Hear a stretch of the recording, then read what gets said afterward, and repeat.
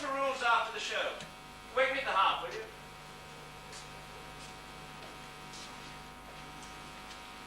Oh, dear me.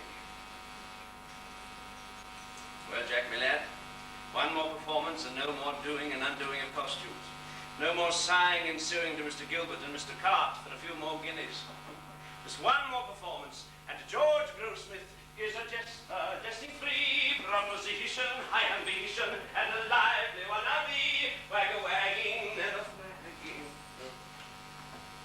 I don't know about that, Julie. Look at those wrinkles.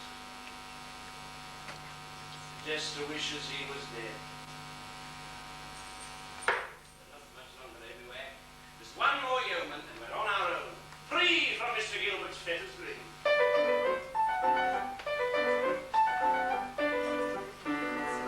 Hereupon we both agreed that all we two do agree to will secure by solemn deed to prevent all element, all you with yeoman out of stay, and a crewnet with a new jack I'm finished and away. Let me show no singing solo, and a crewnet with a new jack. Let me show no singing solo, wag-a-wagging, never flagging. Say goodbye to the oh-so boy. He's now in his own employ. Matinees at an end, a salary tremendous. Say goodbye to the oh-so boy. Number Mr. S, number Mr. G, number Mr. C. What a lot of mess. What a tailor, cock and bull, talk and bull. No depender, say goodbye to the soy.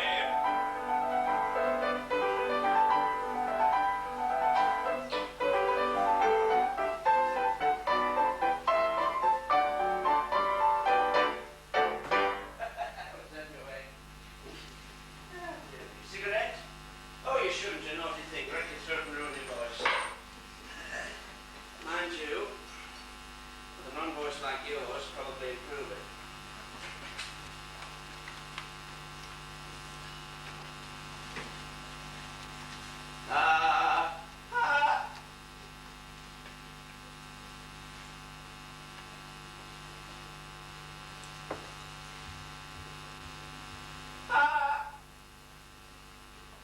I know the value of a kindly chorus, especially when they cover on the high notes. Mr. Richard Temple at stage door, please. Mr. Richard Temple. Oh, there's Richard's fans again. Every Saturday night, those two OVOs come out from Orpington. Ask the costume a fortune. Know all the operas better than we do. Even say the dialogue with us. 50 guesses who I'm off to see. Little Buttercup and Caddishaw.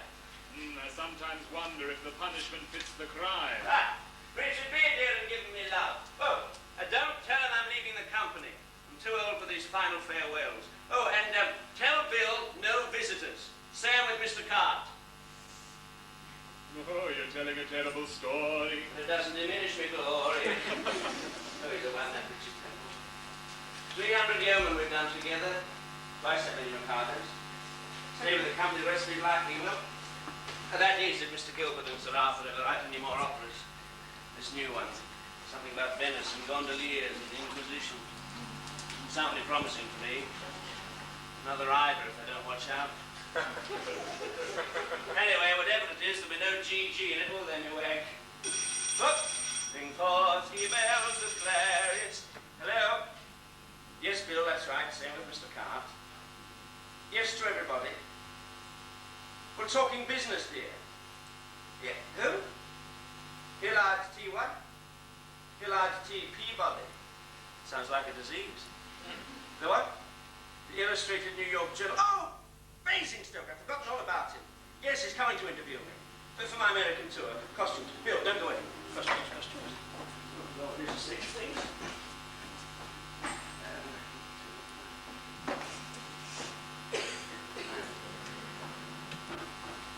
Now, Bill, salvation, dear, everything's here. Yeah, listen, what's his name again? Hillard T. Peabody. Peabody.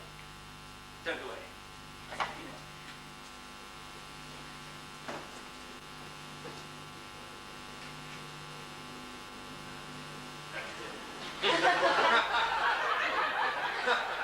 Right, Bill, send him down, love.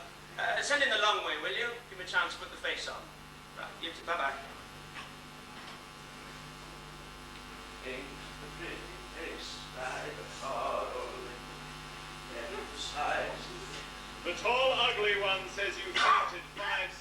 too early today.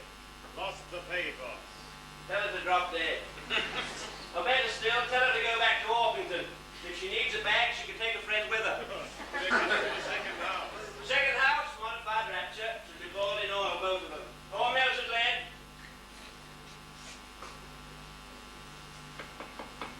Will you be needing me, Mr. Grossmith? No, I will not be needing you now, Ernie. I need you when I come off stage, not half an hour afterwards. But Mr. Denny has such a difficult change, Mr. Grossmith. I know Mr. Denny has a difficult change, and I know he takes his time about it, and he's perfectly cast as the assistant tormentor, if you ask me. But it's such a difficult change. Go back to Mr. Denny, Ernie! Oh. Oh. Come in! Oh.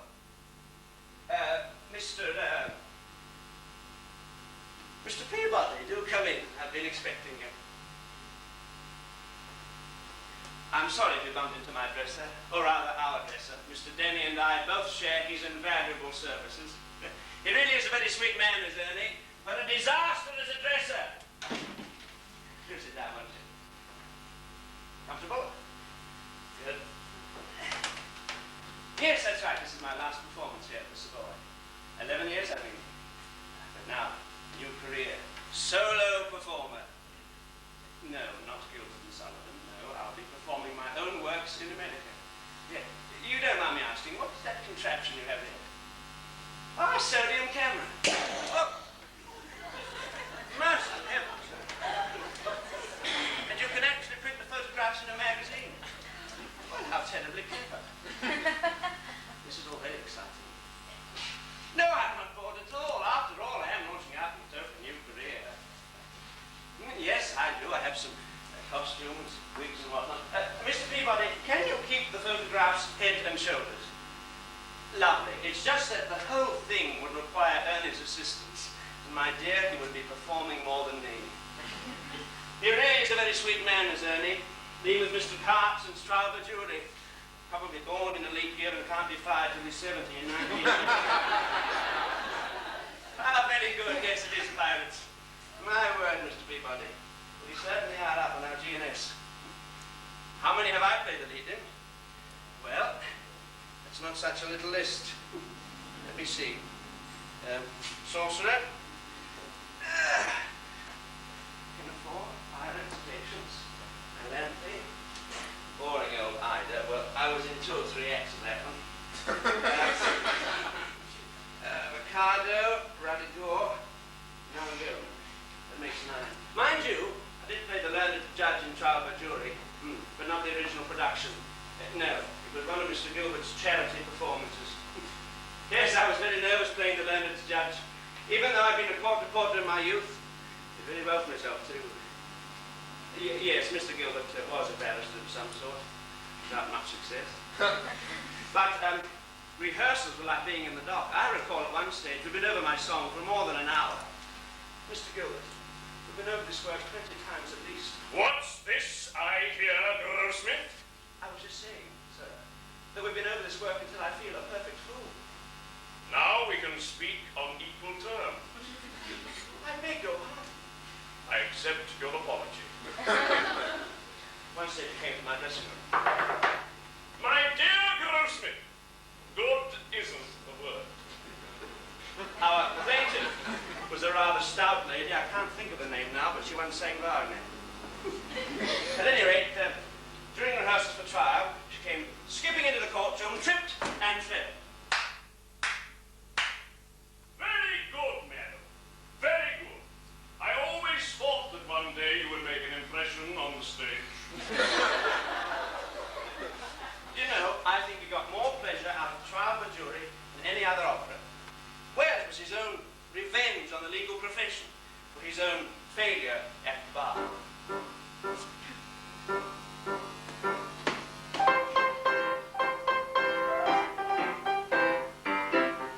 When I, good friends, was called to the bar at an appetite fresh and hearty, but I was as many young barristers are, an impecunious party. I just wore a tailcoat of a beautiful blue and a brief which I bought of a movie. Mr. Gilbert had 19 briefs in 4 years. A couple of shots and a collar or two and a ring that looked like a ruby.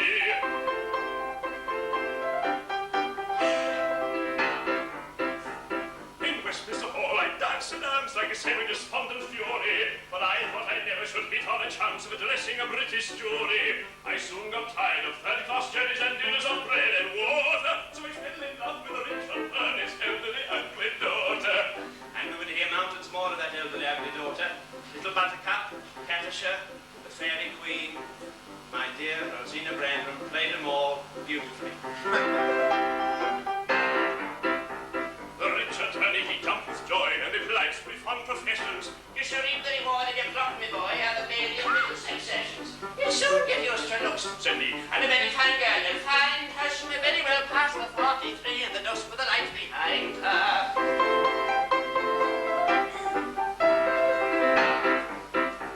the rich attorney was good as his word, the briefs came trooping gaily, and every day my voice was heard in the sessions or ancient bailey. For thieves so good my fees afford relied on my orations, and many a burglar I restored to his friends and his relations.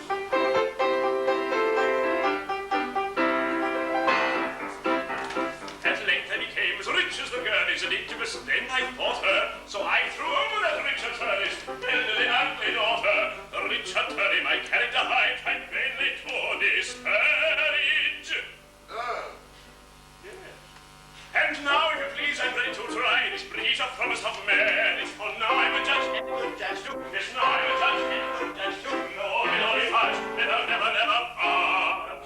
But I'll even higher judge, and a good judge too. Thank you very much. Be kind, you all.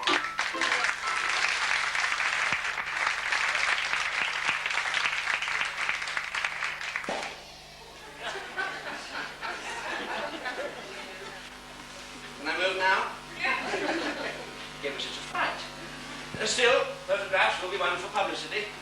Oh, by the way, Mr. Peabody, how large is your readership? Really? Can I offer you a drink? Tea or whiskey? No, not bourbon, I'm afraid. Only the Scottish imitation. But very drinkable. Yes, I realize this sounds a little odd. Mr. Gilbert, you know, doesn't approve of the artist's drinking. Might have given a librettist's gout. No, we do this all the time. The teacup brindisi. Even Mr. Cart often pops in for a quick cuppa. Milk?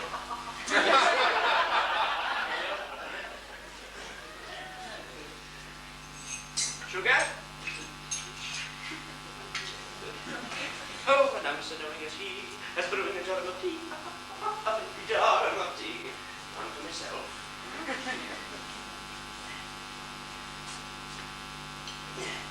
Your health, Mr. Peabody, and that of each of your 500,000 readers. How I got started? Well, all very different, modest and shy. I began as a penny reader around about 64. You know, recitations of Dickens, that sort of thing. Anyway, the vicar, a saintly man with worldly thought untainted, asked me for a few songs. So I wrote a few ballads, songs, and snatches, and very soon popular folk were inviting me to perform at their private parties. Oh, swell affair. The eggs and the ham, the strawberry jam, the rollicking bun, and the gay Sally Lunn. More than a touch of your pirate cherry. Then a performance. Before I knew it, I was becoming a private buffoon. Oh, marry, sir. A pretty wit, I warrant you. A pretty wit. Dear old Jack Point. Best role Mr. Gilbert ever wrote, if you ask me. Well, yes, we go quite so. I mean, they're both so mean in different ways. Sad and mischievous. Would you mind if I jumped behind the screen and got into some shreds and patches?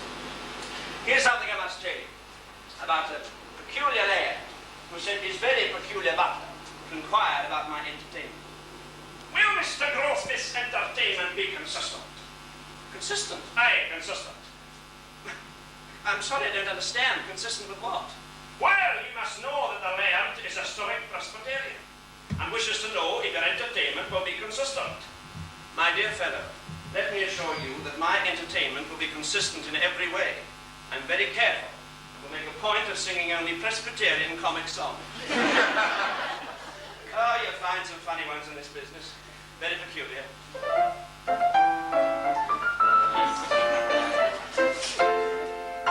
There was, you must know, ere I further proceed, a very peculiar party indeed, who most pertinaciously made up his mind that he'd never do things like the rest of mankind. He won all right-minded society's thanks by starting a paper whose columns were blanks. He made a great hit, though it may seem absurd, by a poem in which there was never a word. Oh dear, bless me, he was a peculiar man, a very peculiar man, and the notion quite true that he was a very peculiar man.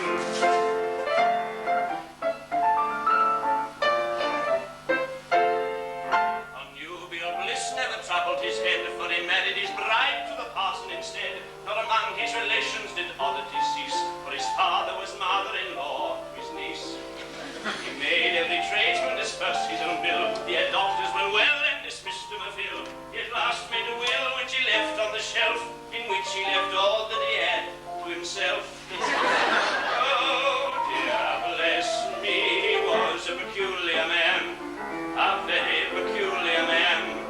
And I trust that a few like this very peculiar, not you, Mr. Peabody, very peculiar man.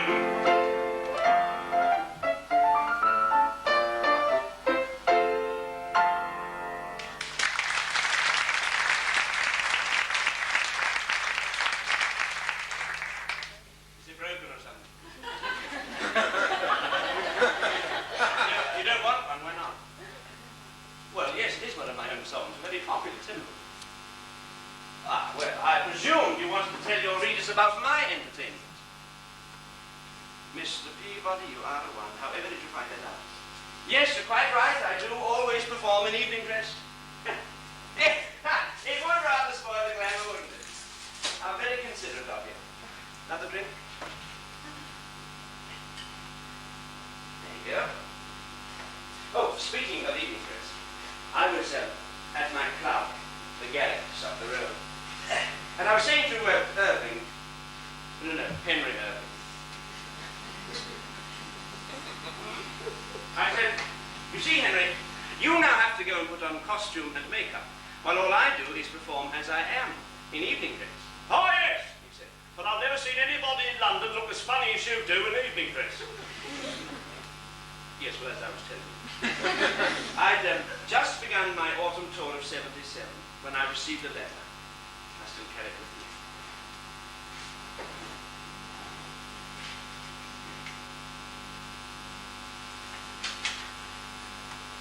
Beefsteak Club, King William Street, Tuesday night.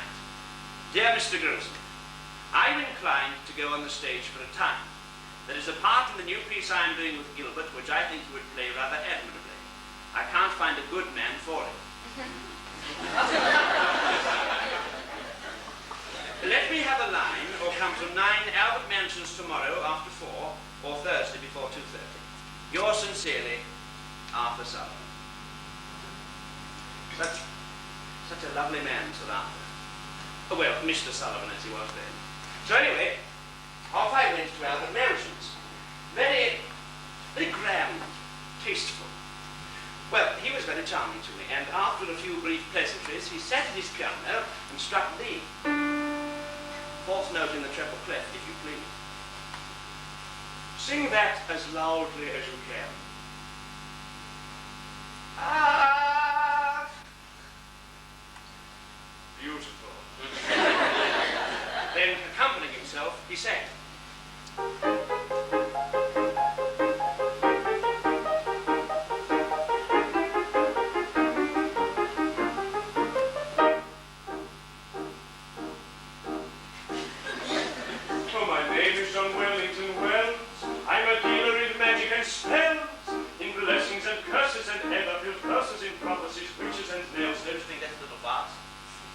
Sure we can adjust to the pace. If anything anyone lacks, if I'm already in stacks, if you don't need a peanut, the rest of the gin of a 70 X. Then he turned to me and said, "Can you do that?" I think I can, Mr. Sullivan. Very well. If you can do that, you can do the rest. So, off I went to Mr. Gilbert's at Bolton Gardens. Very opulent. made some very flattering remarks about my performances and trial by jury. More flattering indeed than he had ever been during rehearsal. But anyway, I told him that I had heard the Sorcerer's Song and felt that the role would suit me excellently, except, as I said, for the role of a magician, I would have thought that one would require a fine man with a fine voice. No! Roared Mr. Gilbert. That is exactly what we don't want. Then he proceeded to read me John Wellington Wells' opening speech. We practice necromancy in all its branches. We've a choice assortment of wishing caps, divining rods, amulets, charms, and counter-charms. We can cast you nativity to low figure, we have an horoscope of 3 and 6 that we can guarantee. Out of loaded chests, each containing a patent egg that comes out and prophesies disasters, with strength complete, is strongly recommended. Our penny curse, one of the cheapest things in the trade, is considered infallible. In fact, our sale of penny curses, especially on Saturday nights, is tremendous. We can't turn them out fast enough.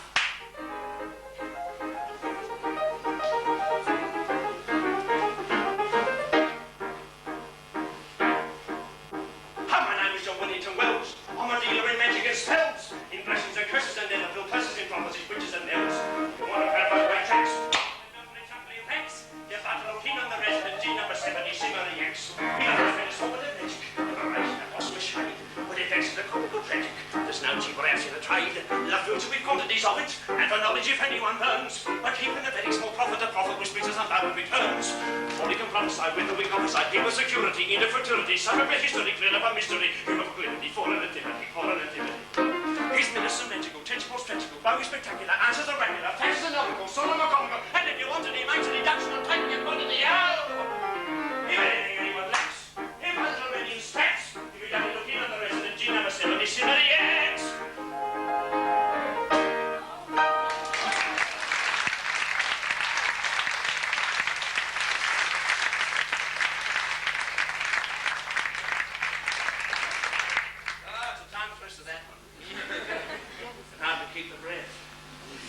Still, that song changed my life.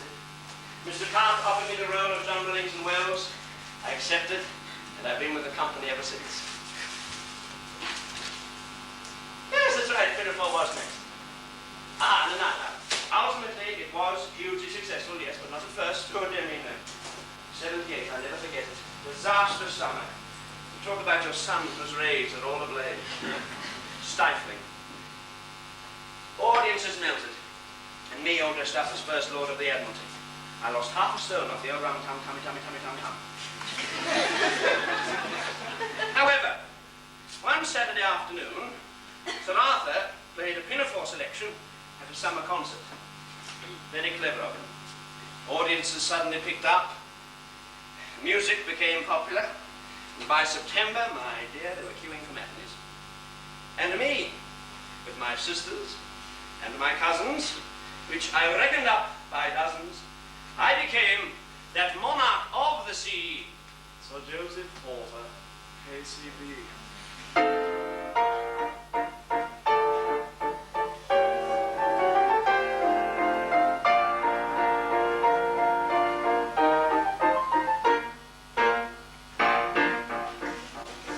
When I was a lad, I served a term as office boy till the term is firm. I cleaned the windows and I swept the floor, and I polished up the handle on the big front door. I polished up the handle so carefully that now I am the ruler of the Queen's Navy.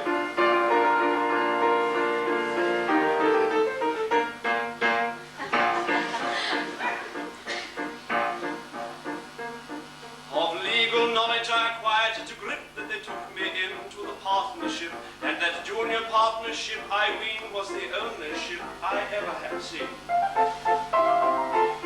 But that kind of ship so suited me that now I am the ruler of the Queen's Navy.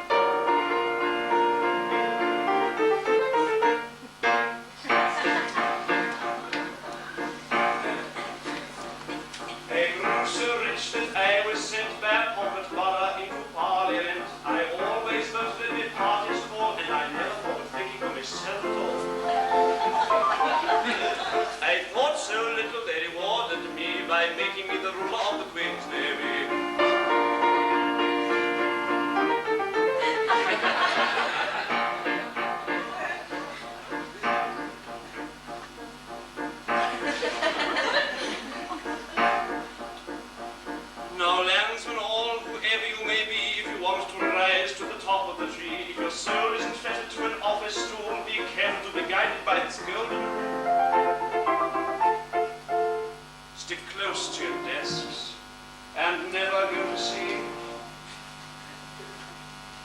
and to all may be rulers of the Queen's Navy.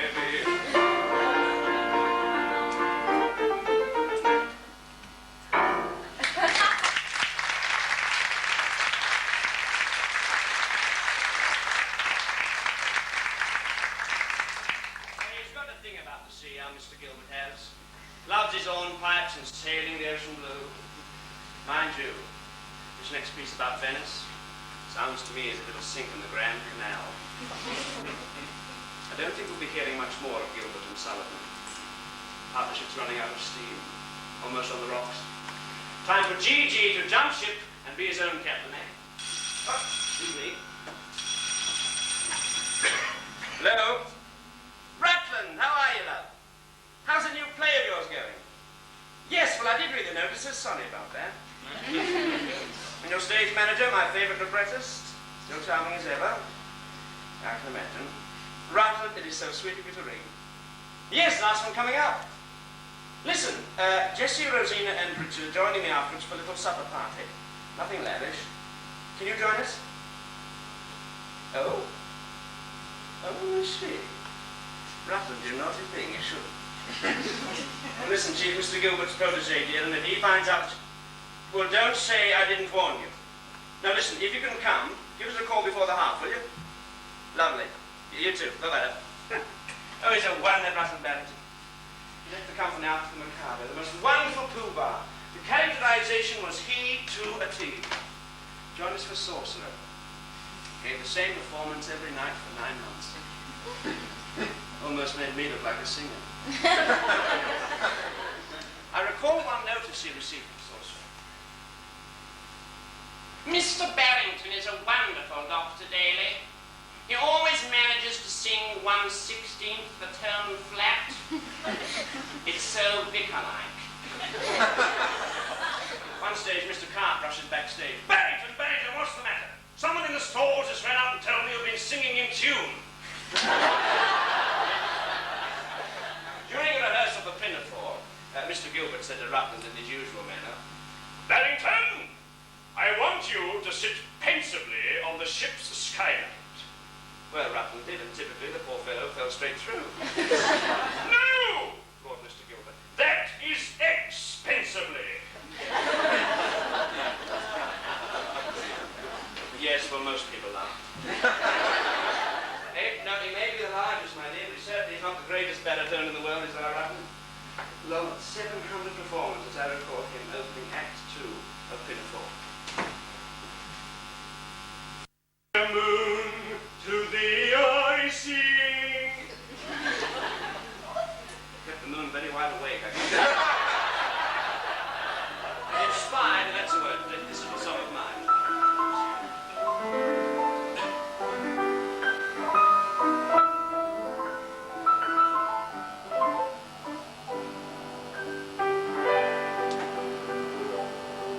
I'm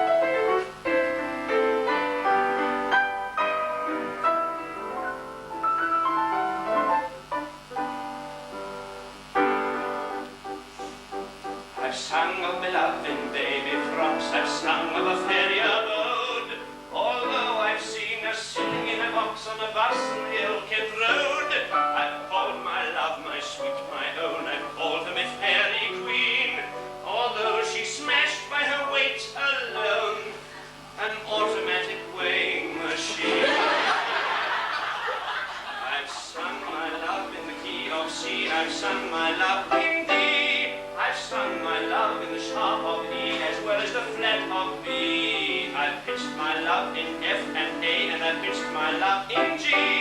It may distress, but I must confess, I would pitch my love to the bottom of the sea, to the bottom of the sea. And so, from sailors to pirates, from Portsmouth to Penzance, the Major General song. You'd like to hear Mr. Gilbert's Major General song, would you? Know every word of it, do you? See how far you get.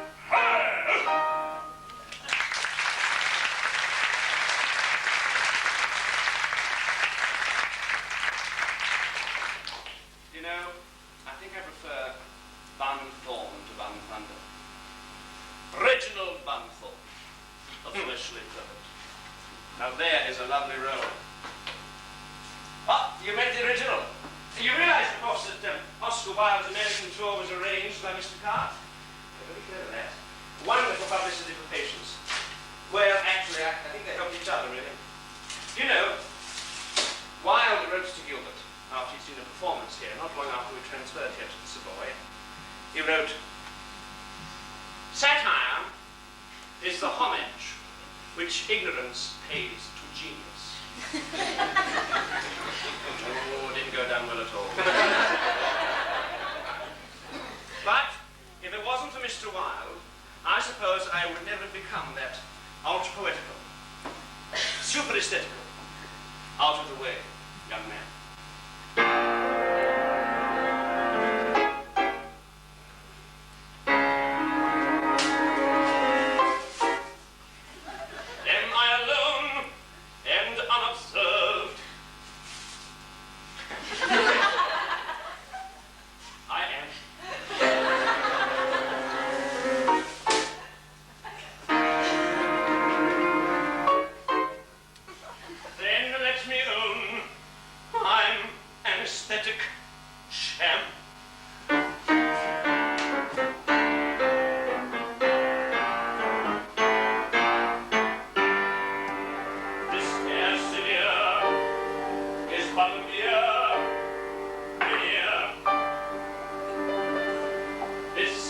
smile is but a while of guile.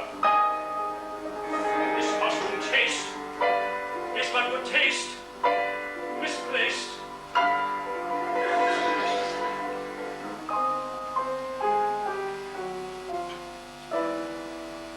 Let me confess, a languid love for lilies does not blight me.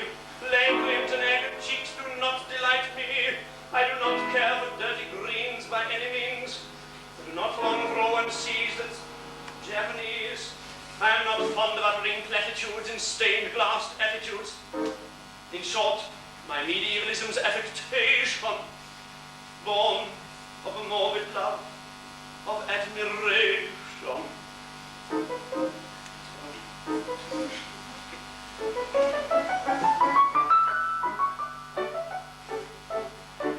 If you're anxious for to shine in the high aesthetic line as a man of culture, you must get up all the germs of the transcendental terms and pluck them everywhere. You must lie upon the daisies and discourse in novel phrases of your complicated state of mind. The meaning doesn't matter if it's only idle chat of a transcendental kind. And everyone will say, as you walk your mystic way, if this young man expresses himself in terms too deep for me, why, what a most particularly deep young man this deep young man must be.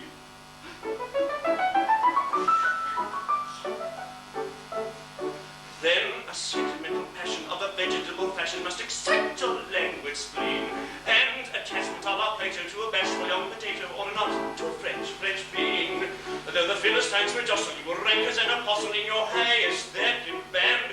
If you walk up Piccadilly with a poppy or a lily in your medieval hand, and everyone will say, as you walk your flowery way, if he's content with a vegetable love which would certainly not suit me, why, what a most particularly pure young man this pure young man must be.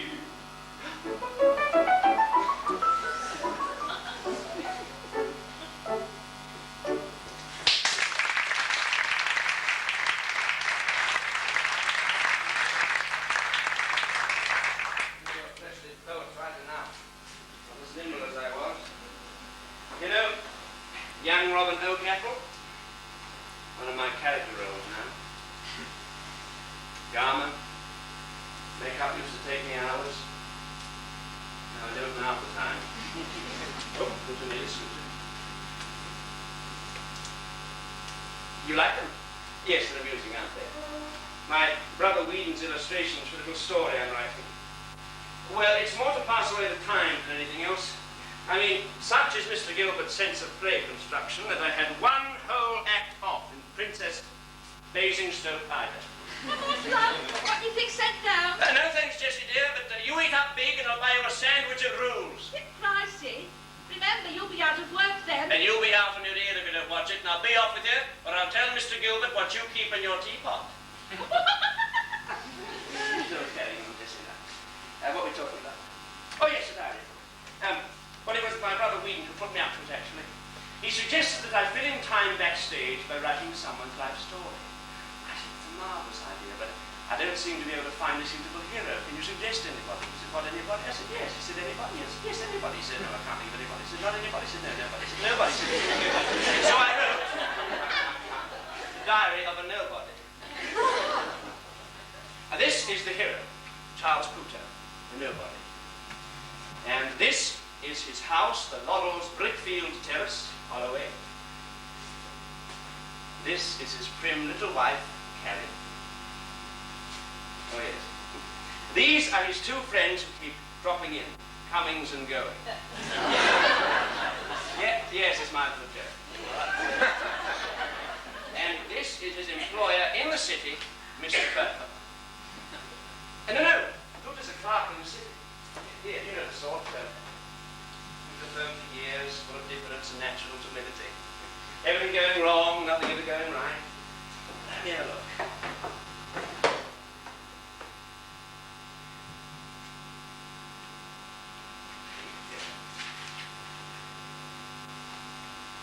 Oh, yes. That is a part of life. wrote this during I left. The Mansion House Ball.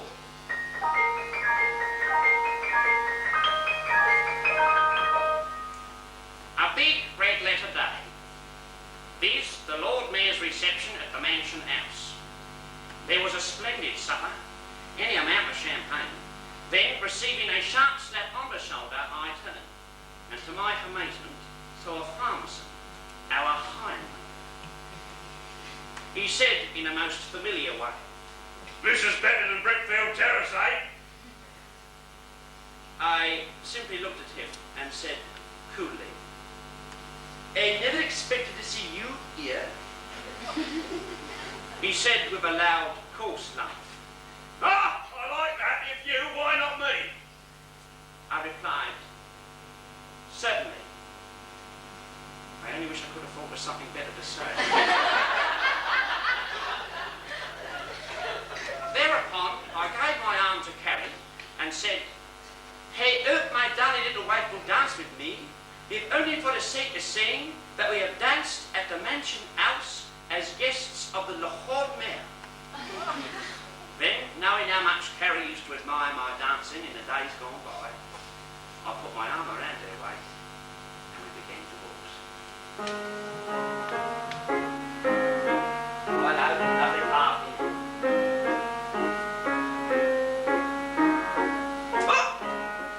A most unfortunate accident occurred.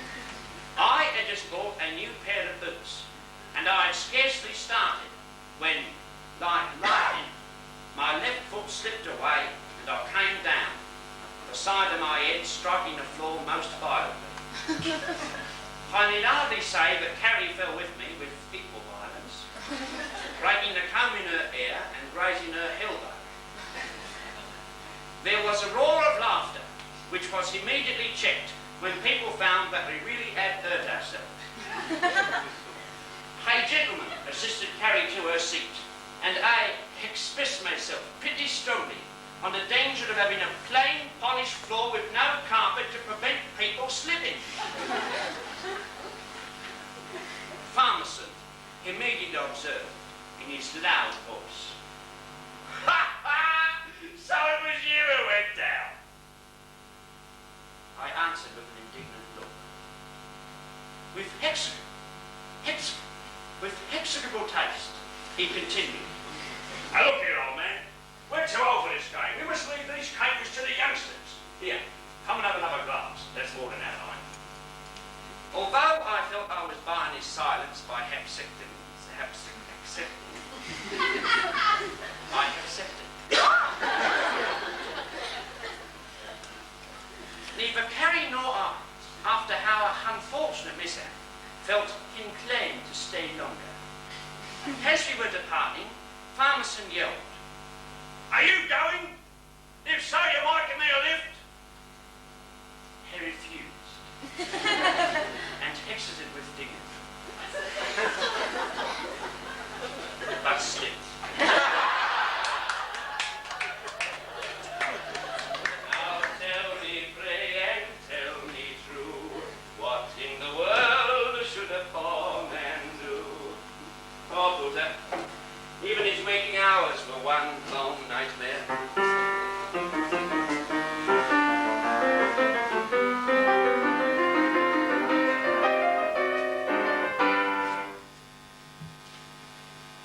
Love, unrequited, robs me of me rest. Love, hopeless love, my ardent soul encumbers. Love, nightmare-like, lies heavy on me. Yes. And weaves itself into my midnight slumber.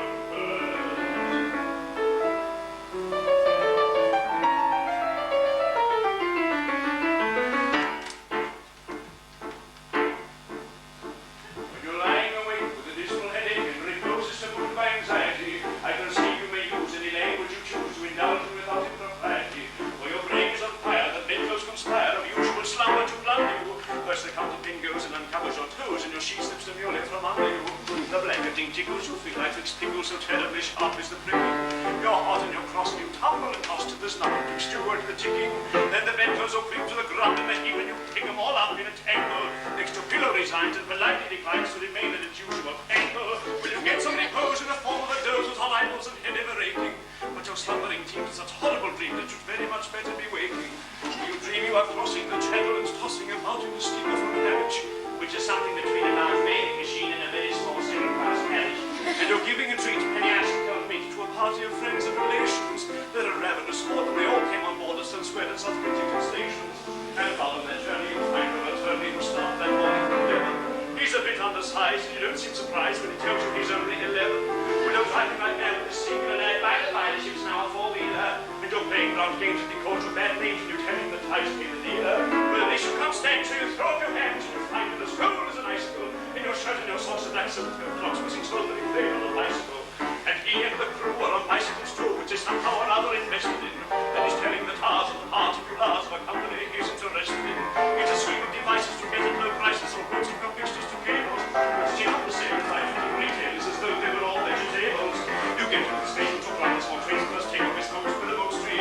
He's the next to take rooms and they swing with no shoes and no blossom and bottling a fruit stream. The creek was a tree with grape and green tea, cauliflower, pineapple and cranberry. While peach, punch, and brandy go round and more pottery corners and mandaries.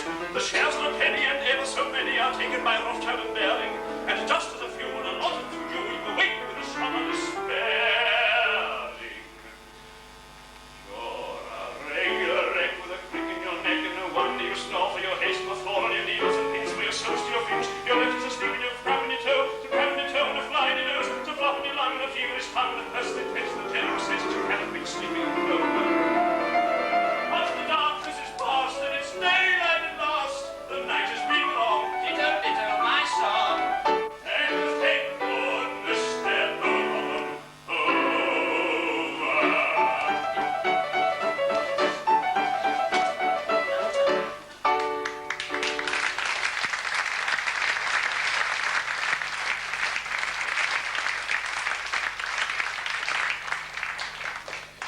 Now don't ask for an encore, but I'll do it.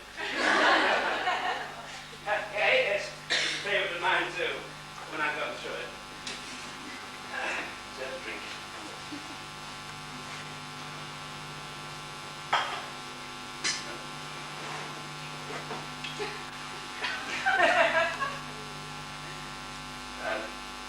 That's another nightmare. We've often met that. Still awesome. You know, being a clown isn't as funny as it seems. We do have feelings. Though a certain person around here doesn't seem to think so.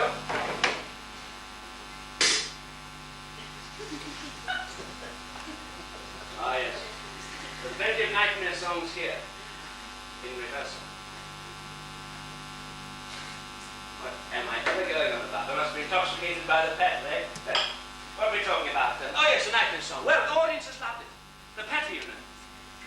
At least he didn't change the lyrics at the last moment in that anthem. Now, in Ida, my dear, I had only just learned the whole song and it was out. I was in such a muddle, I didn't know whether I was King Gama or the Dalai Lama. Drove me to distraction, it did. But it did give me an idea, one of my own songs. Now, I wrote this on Basingstoke Station. Teams with hidden meaning.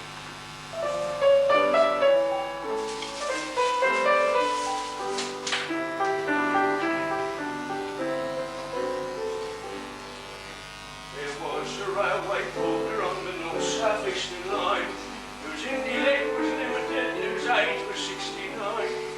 His post was situated at the Muddle Puddle Junction. The station's names he called out indistinctly, but with unction. And all this porter had to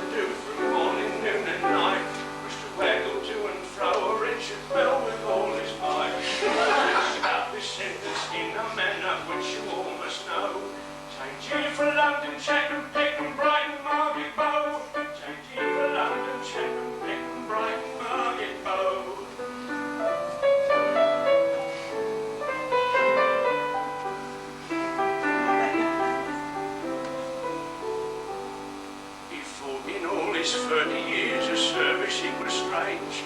His wages never were increased, was time to make a change.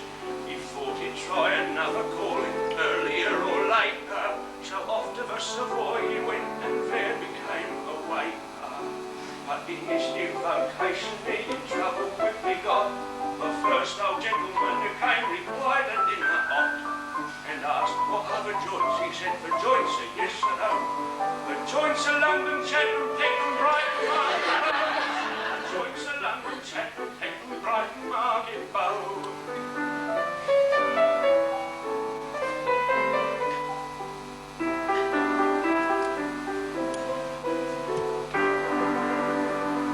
He got dismissed, went away in misery and pain, determined that he never would the way to be again.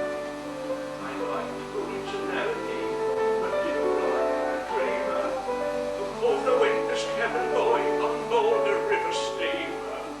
His duties were quite simple, for he merely had to shout instructions from the captain as the boat was turned about. But when she neared the temper pier, he bellowed down below. London, Chatham, Peckham, Brighton, Bow. Tangier, please, takes Jimmy's Peckham, Brighton, Bow. Don't say much now.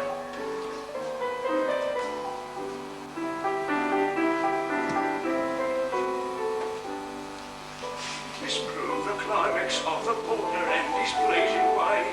The managing director said this sort of thing won't pay.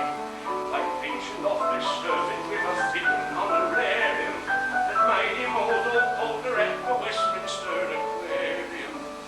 And now if anyone inquires with condescending smile the way to see the octopus, he answers in this style. Down here for kidneys, Stepney, stopper, and from jelly peas. The tanks are acne, turn the stern, potatoes, chap and cheese. The tanks are acne, turn the stern, potatoes, chap and cheese.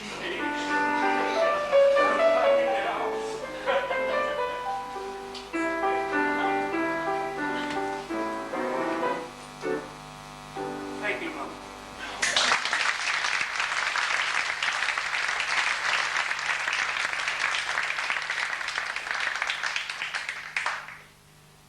More about Mr. Gilbert. My dear, do not get me going.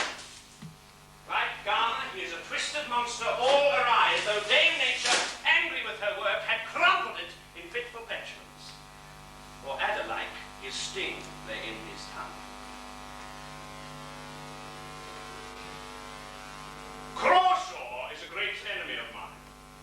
I could never understand his hostility, until I remembered that 37 years ago it was I who introduced him to the woman who is now his wife. What's Jones's new play called?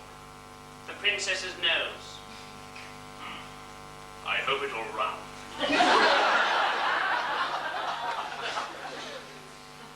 Can you call me a cab? Certainly, sir. You're a four-wheeler, but I'm afraid I cannot say you are handsome. Station Master, Metropolitan Line, Baker Street. Dear sir, Saturday afternoon, although occurring at regular and well-foreseen intervals, always takes this station by surprise. Tell me, sir, as editor of Punch, I would imagine you often have funny things sent in by outsiders. Ah, yes, heaps. Yes, well, why don't you print them? How's Bloody Gore going? It's ruddy gore. Ah, it's the same thing. Is it? Then I suppose if I say I admire your ruddy countenance, it means I like your bloody cheek.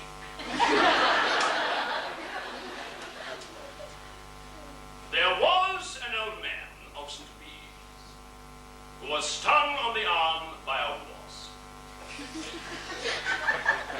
When asked, does it hurt? He replied, no, it doesn't. For I thought all the time 'twas a hornet.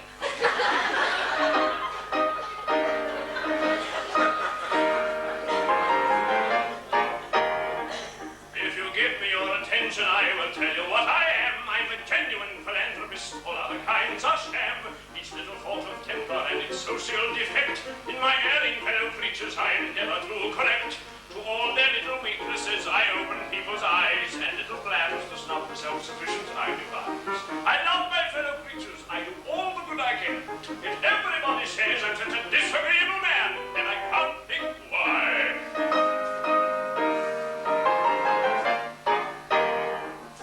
To compliments inflated I a withering reply, and vanity I always do my best to mortify. A charitable action I can skillfully dissect, and interesting motives I'm delighted to detect. I know everybody's income and what everybody earns, and I carefully compare it with the income tax returns. But to benefit humanity, however much I plan, yet everybody says I'm such a disagreeable man, and I can't think why. Well, we all know who Garmo was based on, don't we? Mind you, I had all of that too to work it out. Sitting back here, letting the wrinkles cake on my face. Someone should tell him about play construction. One whole act. Sitting back here, twiddling the thumbs. Thinks he's the only lyric writer in London. Well, Mr. Peabody, I can tell you something. I can do just as well and better. Meant to be leading the company, I am. First of all, we have one whole act off in Ida. Now Yeoman and Mr. Denny gets all the comic business. G.G. is just a played-out jester. Well, I can read the writing on the wall as well as in the script. No stars at the Savoy! Well, Mr. Peabody, let me tell you something. I will find my piece of sky to shine in. Bill, I thought I said no. Mr. Cart. Yes, I'm free, Mr. Cart. Your office, Mr. Cart? 5 minutes. I'll be there, Mr. Cart. No, not at all, Mr. Cart. Of course, Mr. Cart. Bye-bye, Mr. Cart. Mr. Cart. Wants to see me in his office. Shouldn't be very long. Oh, no, don't go. Lot more to come.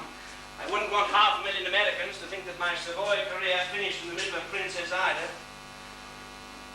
Oh, you know, I was wondering when you were going to ask me about the dear old polka. Yes, it's been a great success of mine. Actually, it almost decided me to leave the company, you know. Do you know that I learned more from that one song than a whole year's salary here at the Savoy?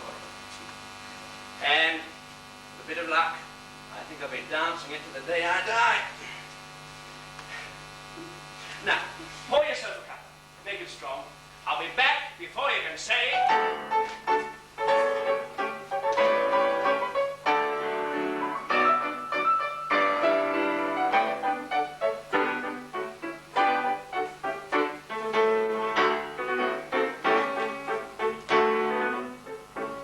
I'll think for a set of lancers, I'll think for the old quadrille, and I sip some canter dances, but the dumbness makes me ill. I'll think for a stately waltzing, which really is absurd, or a smart cotillion, and send it to the minute, I will not waste a word. You should see me dance the polka, you should see me cover the ground, you should see me contest flying, as I jump me partner around. When the band commences play, me feet begin to go, for a rollicking, romping polka is the jolliest fun I know. I've danced it in a ballroom, and then would dance it still. I've danced it in a small room, I've danced it on the hill, with every kind of partner, in every kind of hall. I've even had to suffer by dancing with a dapper who couldn't step at all. You should see me dance the polka, you should see me cover the ground, you should see me contest flying, as I jump me partner round. When the band commences playing, my feet begin to go, for a rollicking, romping polka is the jolliest fun I know.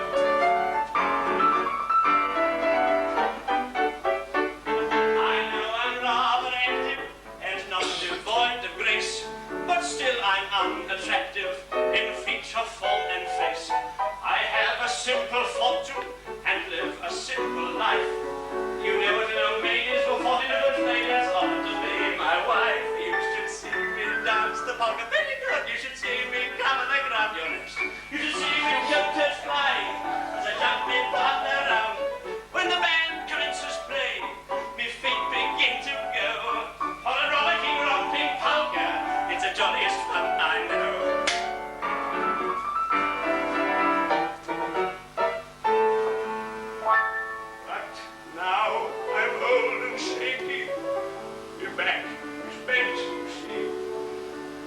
lips are rather clingy and scarcely bear with me.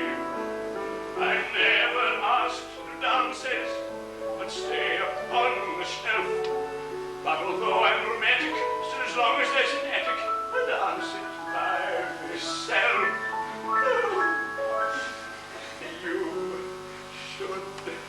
You should see me dance the polka. You should see me cover the ground. You should see me coattails flying as I bubble myself around. If I hear an organ play, so long as my strength don't give, I'll dance that rollicking polka the longest day I live.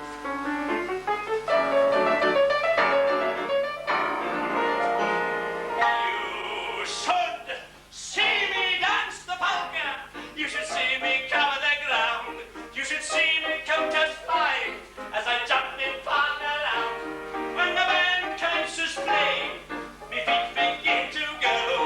What a rollicking, romping polka is the jolliest fun I know.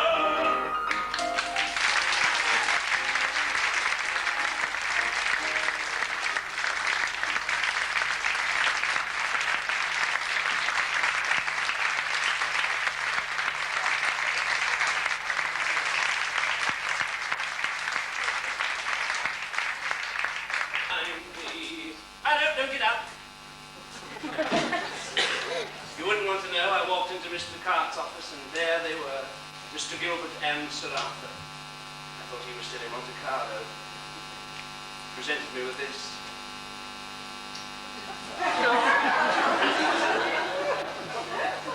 To George Grossmith, in appreciation for 9 years' service at the Opera Comique and the Savoy. Signed W.S. Gilbert, Richard Doyley Cart, and Sir Arthur Sullivan. Must have been Sir Arthur's idea. Let it down, Daddy, I need the cover. Here's how we do.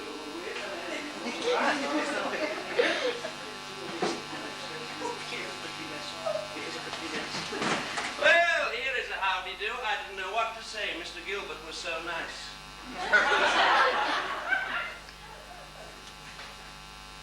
Dear Sir Arthur, wished me well in my new career. Do you know, I think he came back especially for the presentation.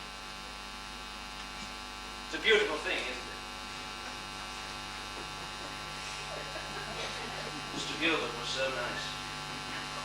He actually thanked me for 9 years' service here. Thanked me, I had to sit down. He was charming. Well, pleasant anyway.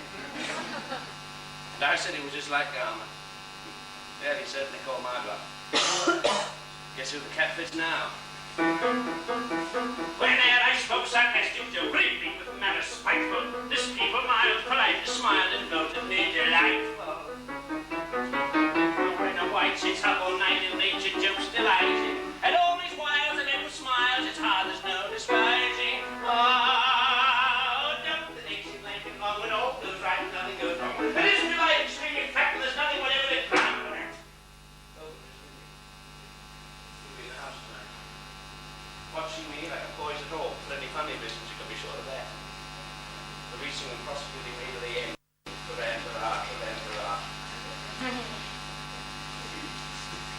I do hope you will use this little presentation in your article. So unexpected. No? But did I tell you about he and Rutland during Ida? Act 1 finale, just before I disappear. You know, when Hilarian's bride has at length complied, suddenly stops. Mr. Barrington, something is radically wrong with this song. Either you don't understand it or I don't. Well, I think I understand it, Sir Arthur. Yes, perhaps you do. That's the worst of being a composer. One always begins at the wrong end of the stick. In future, I shall start at the other end. I'll get you to sing my songs first, then I'll compose them after.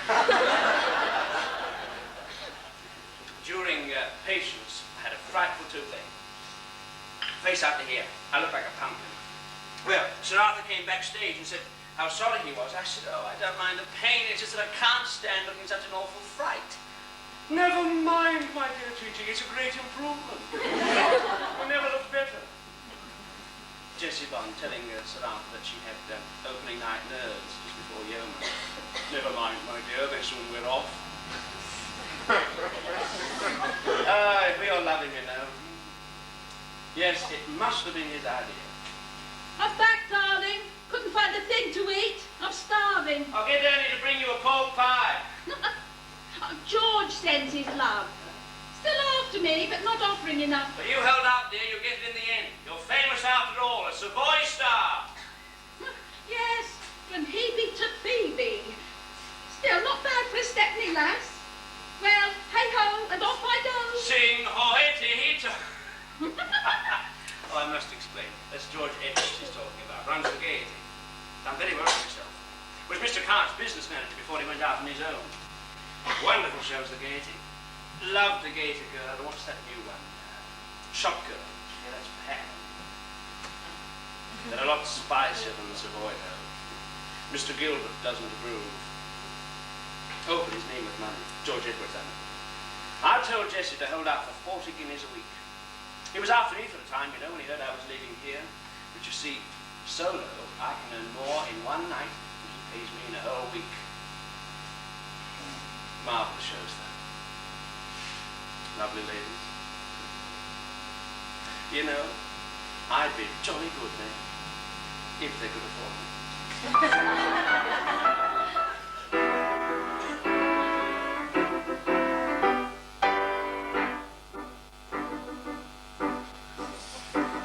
Supposing you are down in your luck and feeling very blue, you cannot work, you cannot sleep, and don't know what to do. You feel an evening and the play will keep your spirits up. It's better than the cheer from the inebriating cup. But is that the time to see a play wherein the heroine cries, and then goes mad with straw in her hair, and eventually dies? You know the sort of play I mean. 5 acts, 5 hours, and 5 corpses on the stage. Now, is that the sort of piece to cheer you up? Nope, certainly not. So, off we go to the Gaiety, so that's the place for me. My feet go so with the tunes, I know they're full of melody. They're the beautiful girls, the beautiful scenes, and rollicking company. Never fall asleep, just all of the jolly old Gaiety.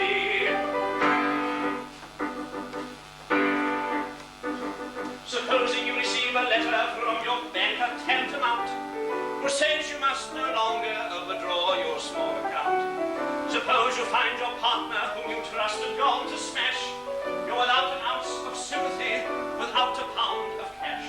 But is that the time to see a play where innocence is tried, with a shipwreck and 3 murders and a dismal suicide? Now you know the sort of play I mean. Innocent father tried for murder. Child principal witness. Young one, isn't she? Everyone also innocent. Flung off precipice. Locked in house by villain in evening dress. Who smokes like a chimney and then sets fire to the place. Although all goes right at the end. All isn't cheerful, is it? Nope. Certainly not.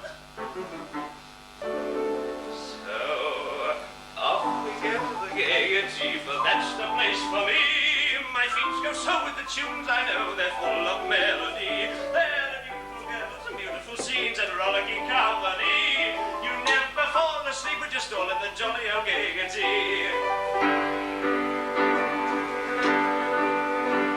Supposing you receive a note that anything but cheers, it comes from her to whom you've been engaged for several years. She tells you very plainly that the little match is off. You try to check the coming tear, but can't the little cough. But is that the time to see a play about an Ibsen curse, where the men are very wicked, and the women even worse? You know the sort of play I mean. Problem play. Beautiful wife all of a sudden turns diva and stabs husband all over. Then puts candles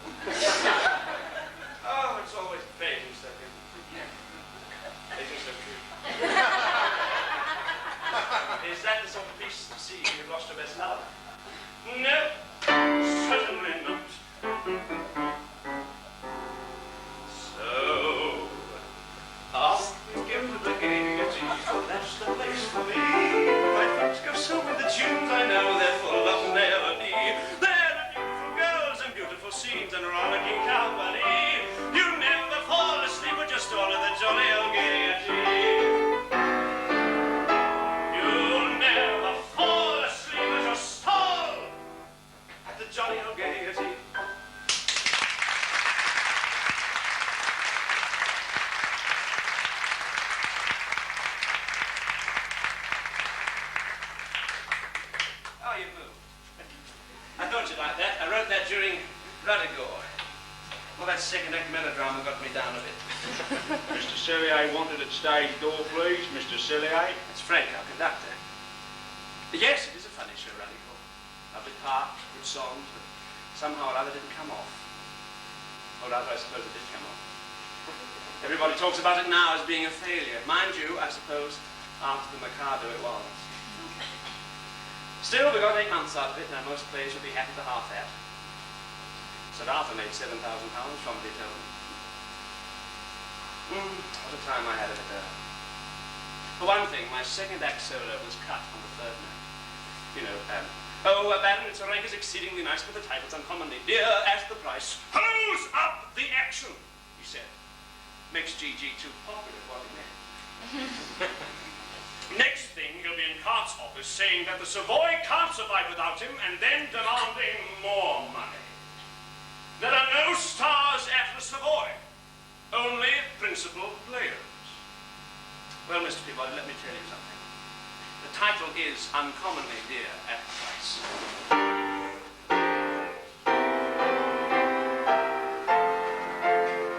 Away remorse, compunction hence, oh, muddle force, oh, penitence. Virtue's plea a long farewell. Propriety, I'll ring your knell. Unguiltiness of deadness to you, desperate deeds of daring do.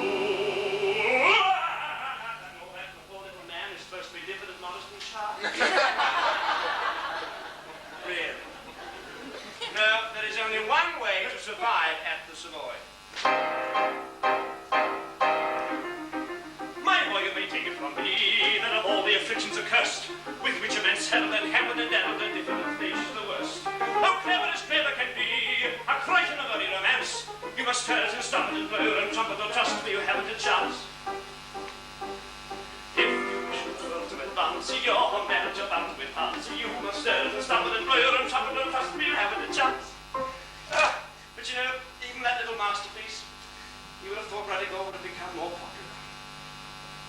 Wonderful stuff, all that ghost business, though. What with portraits coming to life and whatnot. Still, they can't all be successes, I suppose. It's strange, though, melodrama's all the rage at the moment. What with Irving's Bells, Tree, and all that lot. But the one Savoy melodrama doesn't catch. Booze and kisses on it every night. Speaking of Irving, my brother Whedon tells me that at the Lyceum, Irving comes on stage groping for perfection. While at the Savoy, Mr. Gilbert walks into the rehearsal room with perfection in his pocket. Pretty close to the heart. 15 minutes, ladies and gentlemen. 15 minutes.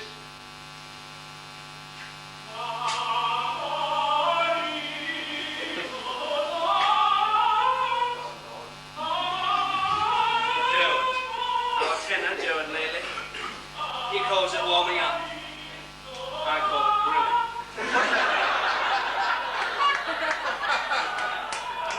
It's once in a Scottish production of Martyr. The Royal Shetland Opera Company, I suppose. Just listen to this. Every blessed night we go through the same thing, and it puts our French for life, it won't. The word prestige may be French, my dear, but listening to that, you can hear how he paralyzed the parlez-vous. Oh, dear. Actually, I've dedicated a little song to Gilbert. It's called French Verbs, and I hope he will decline to sing it.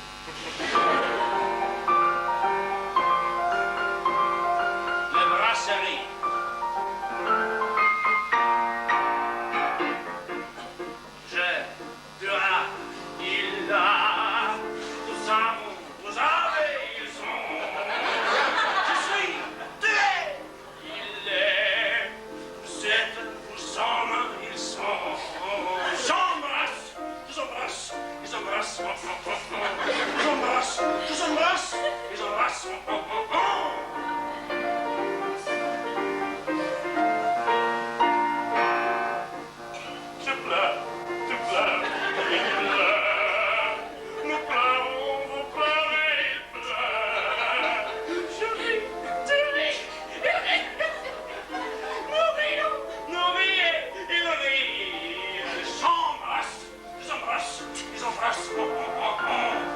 brass, some brass, some brass.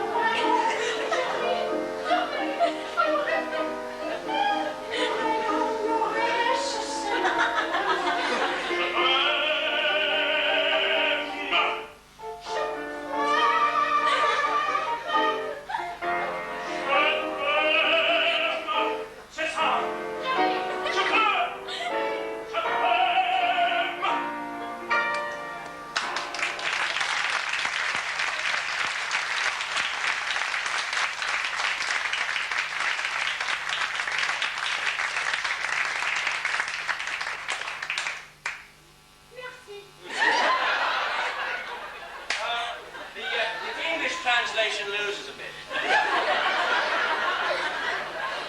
Sounds a trifle repetitive. Actually, this Japanese version I do with emphasis. Miyasama, Lord the Mikado. That brings it all.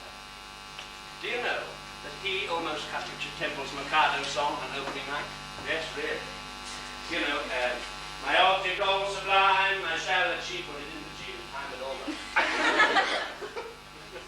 Just in all the girls to keep it in.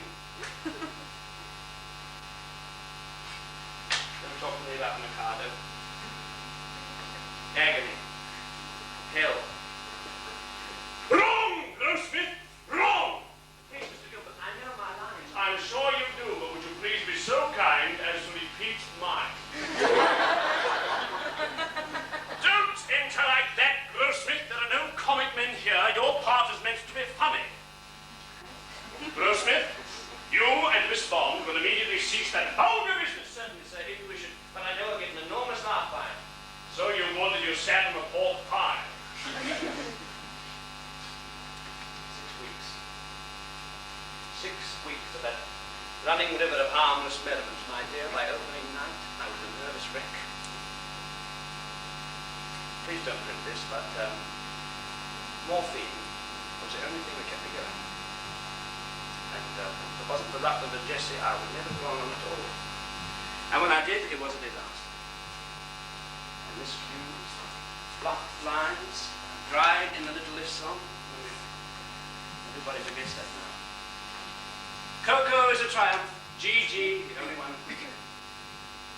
Well, the story on opening night was very different. It would be unfair to judge Mr. Grossmith's performance until such time as he has mastered the dialogue.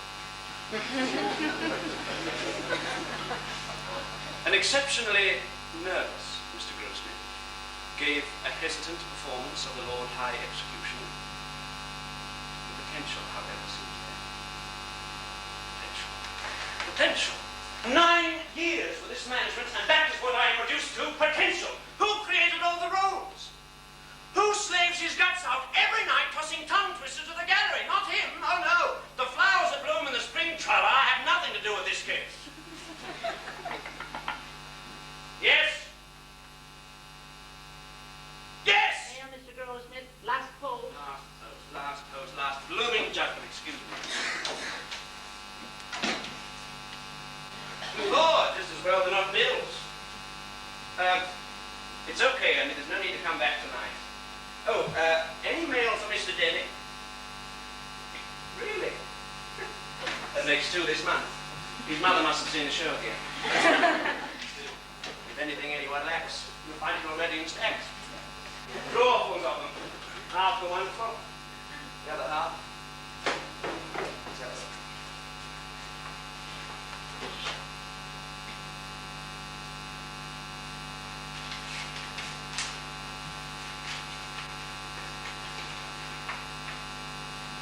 Dear Mr. Grossmith, I'm sure you'll remember me. I wrote you to the acting notes after Radigo and the... Oh, it's a right one. He sent me a dozen pages on how to improve my performance. Comes every Tuesday with his aunt from the Arcadian Vale of Peck.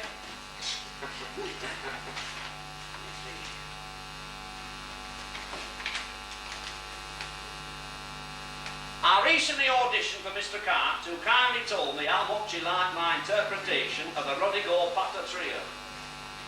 Unfortunately, he only had time to hear down to a little mad and generally silly, but suggested I might try for the chorus in a year or so. I didn't have time to correct his misunderstanding. My voice and talents are not suited to chorus roles, and I was hoping you could arrange for me to understudy your parts with a view to succeeding you should you leave the saloon. Enclosed separately are some further notes for a fuller interpretation of Jack Point. Awaiting your early reply, I remain your obedient servant, Herbert Snade. P.S. My aunt's rheumatism is much better. We'll be in the stalls next Tuesday. Yes, exactly. People don't believe me when I tell them. Bar me half of them, the other half should be locked up.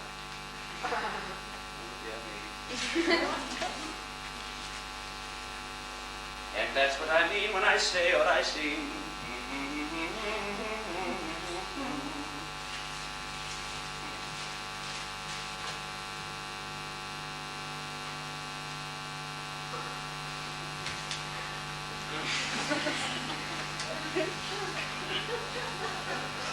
Dear Mr. Grossmith,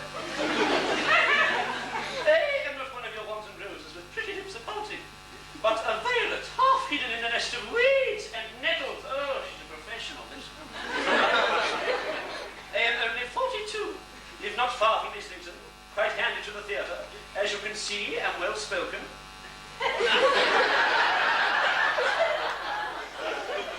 A fervent lover of all things Savoy, and the one in E27 you always smile at encores. I've never seen her in my life.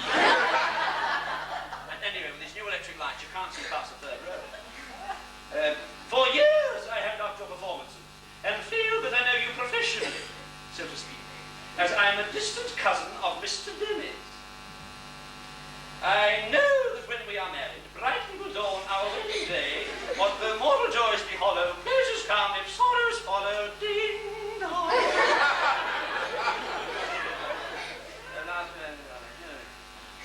Write to me at the above address. I wait for you always in life at E27.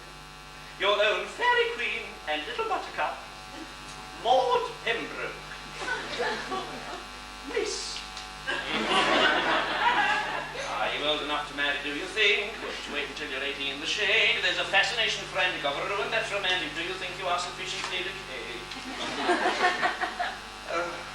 You know, it takes me hours each week just to answer. Mind you, I am much touched by this reception. I can only trust that by strict attention to duty, I shall ensure a continuance of those favours which it will ever be my study to deserve. If I should ever be called upon to act professionally, I am happy to think that there will be no difficulty in finding plenty of people whose loss will be a distinct gain to society at large.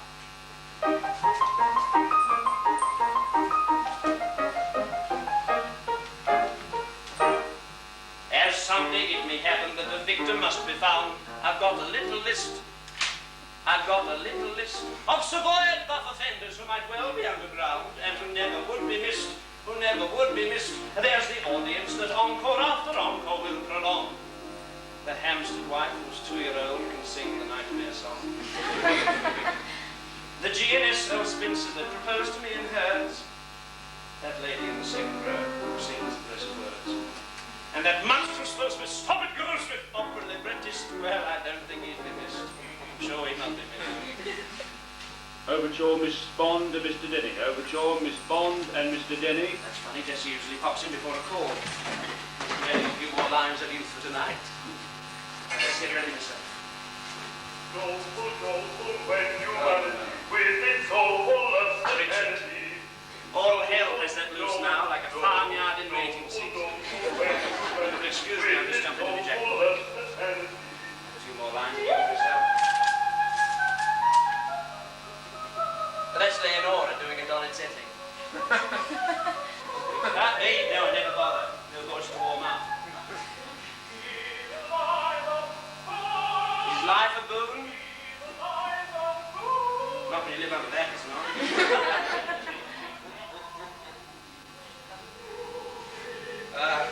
Dear Rosina, lining up the torture.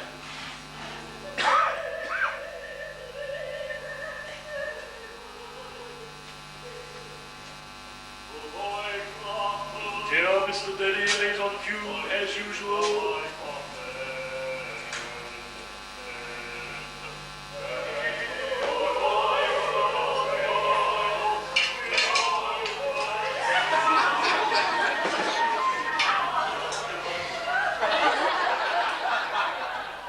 Well, it works better than all that. But do stay and watch what Mr. Peabody.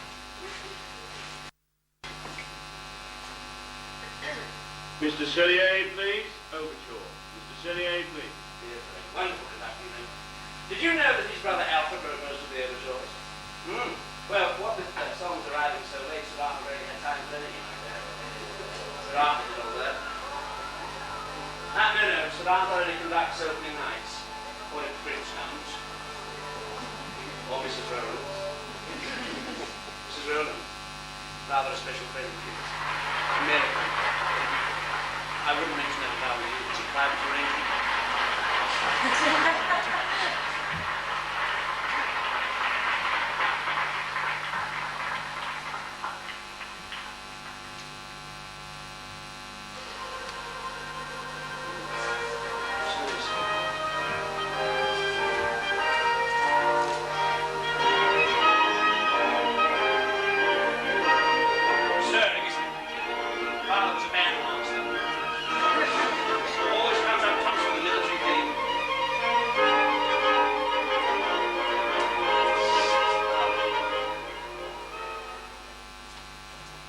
Yes, well, Mr. Gilbert was a soldier too, or some sort of thing. Officers are full of them. Privates to majors, general. Is it any wonder he commands us troops on stage like a field marshal at war? Doesn't take any prisoners either, just wipes out the enemy. Comic operas there may be from out front, Mr. Peabody, but back here, very different story. More like the trenches.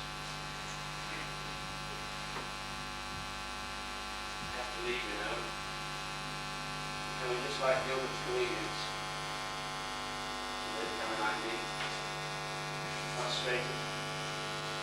Ineffectual. Always singing the same old song. There's naught else to laugh at. I laugh at yourself.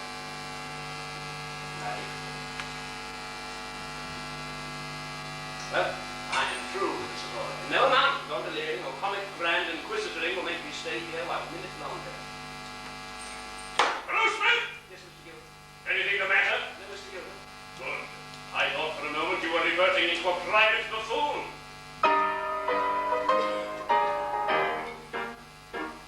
Your private buffoon is a light-hearted loon if you listen to popular rule. From the morn to the night, so choice and bright and he bounds and wit and good humor. Acquaintance of touch, but in prose and inversion, the people walking his transgression. There are one or two rules. All family fools must observe they love their profession. There are one or two rules, half a dozen maybe, for family fools of every degree. Observe they love their profession. If you wish to succeed as a jester, you need to consider each person's origin. What is all right to be will quite scandalize C, for C is so very particular. And D may be dull, and E's very thick skull is as empty of brains as a ladle, while F is F sharp. And you'll cry with a calf, is known your best joke from his cradle. When you're humiliated out, you can't let yourself go, but it does put you out when a person says, "Oh, I've known that old joke from the cradle." Though your head is mere racked with a bilious attack and your senses with toothache you're losing, don't be mopey or flat, they don't find you for that if you're properly quaint and amusing. Though your wife ran away with a soldier that day and took with her your trifle of money, bless your heart, exceedingly kind. I don't blame you, so long as you're funny. It's a comfort to feel that your partner should flit. Though you suffer a deal, they don't mind it a bit. They don't blame you, so long as you're funny. Just have a look, see where we are. Hey, Jessie's on. This is where we're talking, not cutting. That's all right, we've still got 15 minutes. Lord, I shouldn't be putting through calls now. Mr. Clark will be furious. Hello? Right, it's you. Hey, I might have known you'd get through. What? You're the little girl on the switchboard, do you? Since Ida. Got them everywhere, haven't you? Listen, about tonight, can you or can't you? Ha! I told you you would, dear. That's Mr. Gilbert's style. But now listen, never mind the wine wherefore. Can you come or can't you? Lovely. What time do you come down? Well, I die around about 11. Good. We'll meet you at 1/2 at Rules. Lovely. All right, you too, love. Bye-bye. He's a wham, that Rutland. Yeah, the ladies adore him and he loves it. Really knows his worth. Pray, make no mistake. He's not shy, very wide awake. See where we are. Didn't become a head jigger because I make head jigger. Yes, well, let's turn Mr. Denny down. I wish I could do that on stage. Now, if he could act or sing like dear Rosina, oh, glorious voice. I used to love listening to her during the Mikado, the living eye aria. You know, she took that high G as if it was Covent Garden. One of my favourite scenes, too. Oh, Kadisha! For years I have loved you with a white-hot passion that is slowly but surely consuming me very vitals. Ah! Shrink not from me. If there is aught of woman's mercy in your heart, turn not away from a lovesick suppliant, whose every fibre thrills at your tiniest touch. True it is that under a poor mask of disgust, I have endeavoured to conceal a passion whose inner fires are broiling the very soul within me. But the fire will not be smothered. It defies all attempts of extinction, and breaking forth all the more eagerly from its long restraint, declares itself in words that will not be weighed, that cannot be schooled, that should not be too severely criticised. Oh, Candice, I dare not hope for your love, but I will not live without it. Darling! You, whose hands still reek with the blood of my betrothed, dare not to address words of passion to the woman you have so foully wronged. I do. Accept my love, or I perish on the spot. Ah! Go to! Who knows so well as I that no man ever yet died of a broken heart? You know not what you say. Listen.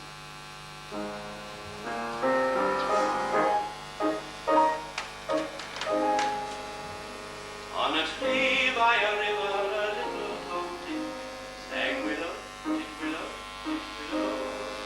And I said to him, zippy bird, why do you sing, singing willow, did willow, did willow? Is it weakness of intellect, birdie, I cried, or a rather tough worm in your little inside? With a shake of his poor little head, he replied, willow, did willow, did willow.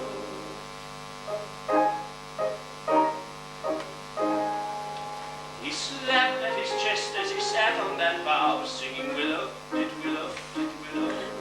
And a cold perspiration bespangled his brow. Oh, willow, did willow, did willow. He sobbed and he sighed, and the gurgle he gave, then he plunged himself into the billowing wave. And an echo arose from the sea beside the grave. Did willow,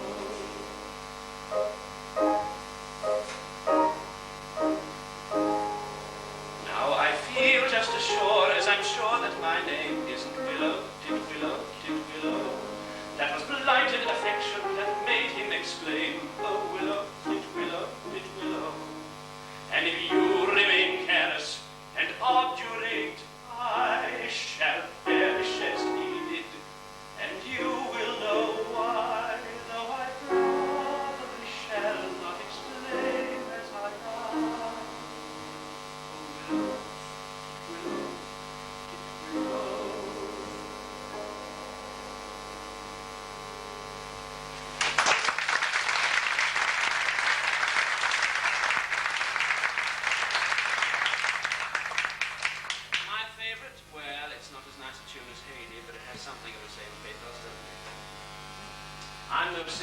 Gilbert will certainly tell you. A comic performer, that's me. Though he mightn't agree with that either. Yeah, the two songs I like most are both sad. You know, it's funny singing particularly Jack Boyd. Yet it seems right somehow, doesn't it? I mean, it's just the sort of song Jack would have in his repertoire. Oh, it's a crazy world. Virtue is only triumphant in theatrical performances. And in America, they must be right. Look, see?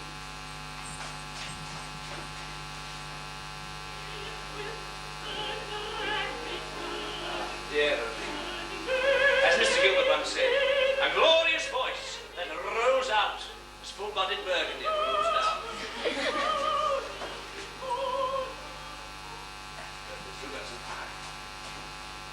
Now, there is something I would like to do for you. No, it's all right. It's pretty famous. Frank has gone through all of the operas, and he's made a little medley of some of my successes. Where Good I Am, I rather cleverly called the whole thing The Sorcerer Pirates of HMS Princess Hylanthi of Titipu. Or, more accurately, Trial by Ruddy Patience.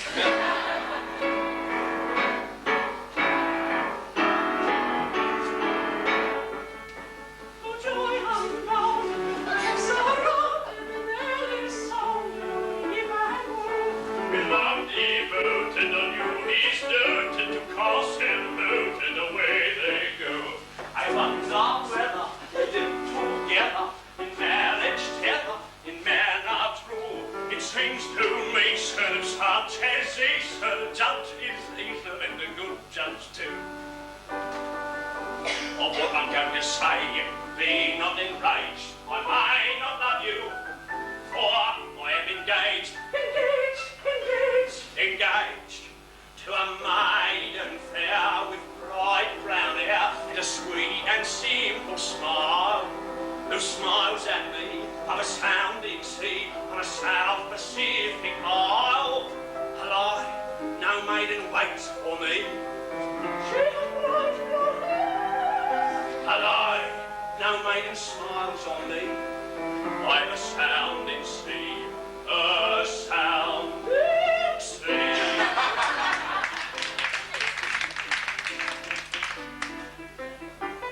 Never mind why and wherefore up in leather ranks, and therefore though you're not a contradiction in my sense will scarcely pass, though you occupy a station in the lower middle class. Ring the merry bells of fortune, rend the air with warbling wild, for the union of the lordship and the humble captain's child, the humble captain's daughter, the gallant captain's daughter, the lord who rules the water, the tar who plows the water. Let the air with joy the maiden bred with songs the air about, for the union of the maiden and the man who earns her love.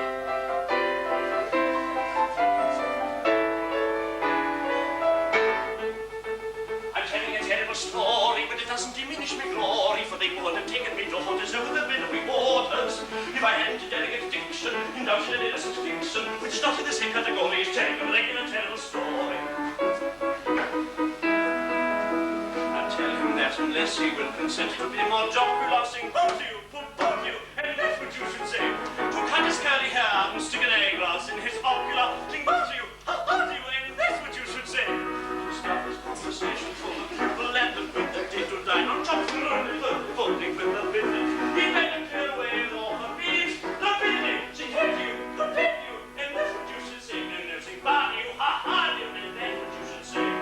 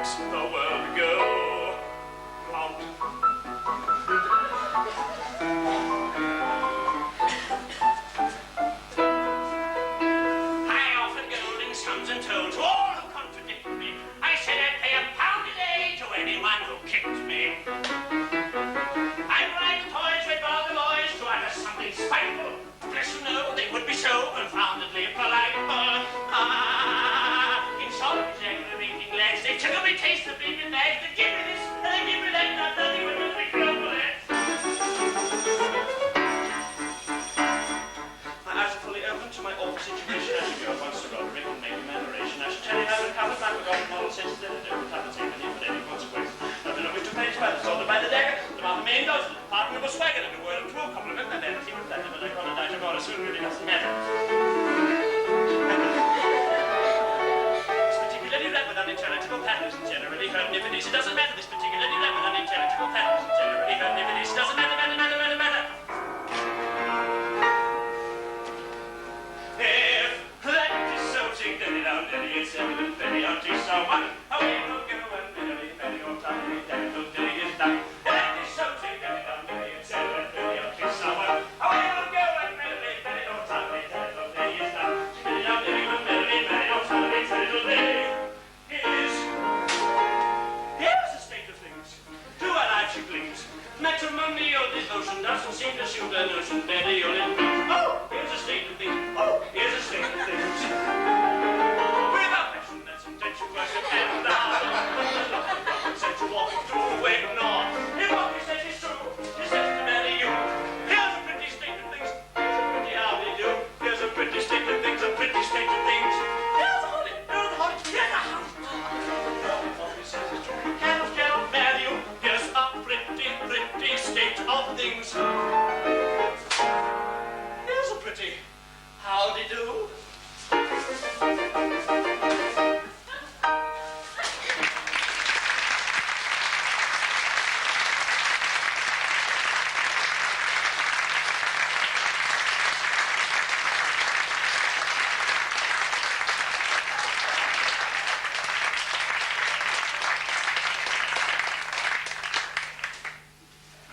Yes. Mr. Grossmith, sir, you're late. Chorus is on any moment now. All right, don't worry, Ernie, don't panic, Mr. Peabody. Tell Leonora I won't be long. Ernie, such a fuss, you know, there's really minutes. Next, Cosy. Do stay and watch from the wings, won't you, Mr. Peabody?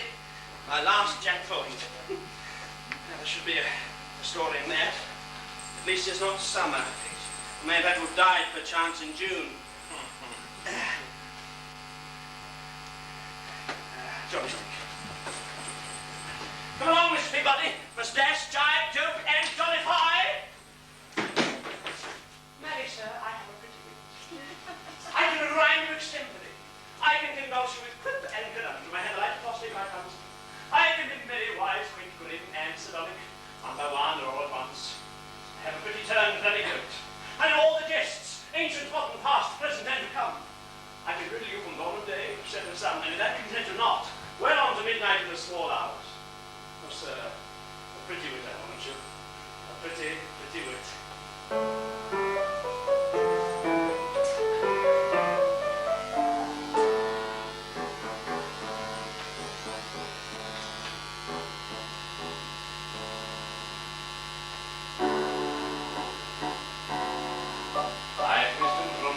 From the west, that's subject to no academic rule.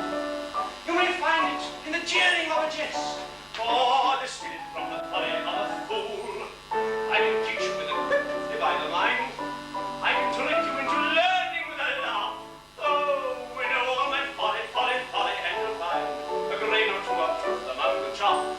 Oh, we know all my folly, and you'll find a grain or two of truth among the chaff. Jailer that was, jailer that never shall be more, and jailer that jailed not with the jail, if jail he did to someone jailed, that was not jailing or jailing. There's no joke of evil by him jailer like jailing did some jeopardize his diction.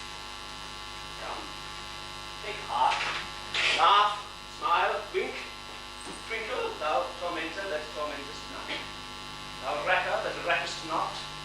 Thou pincher, out of place come. Take heart, be merry as I am.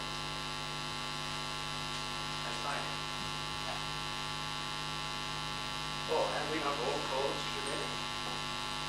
Is not the world a big bucket of humour into which all who will may drive begin?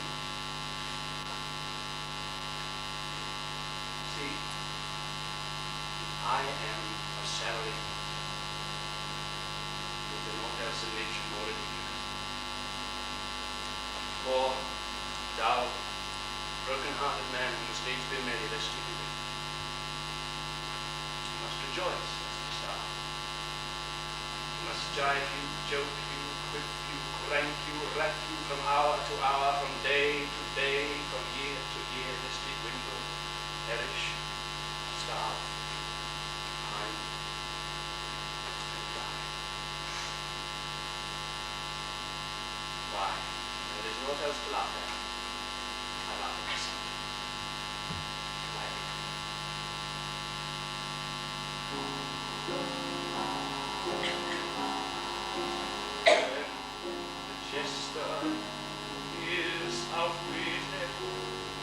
feelings fester, heart is led. Food for fishes, only fit, just a wish he was dead. Food for fishes, only fit, just a wish he was dead.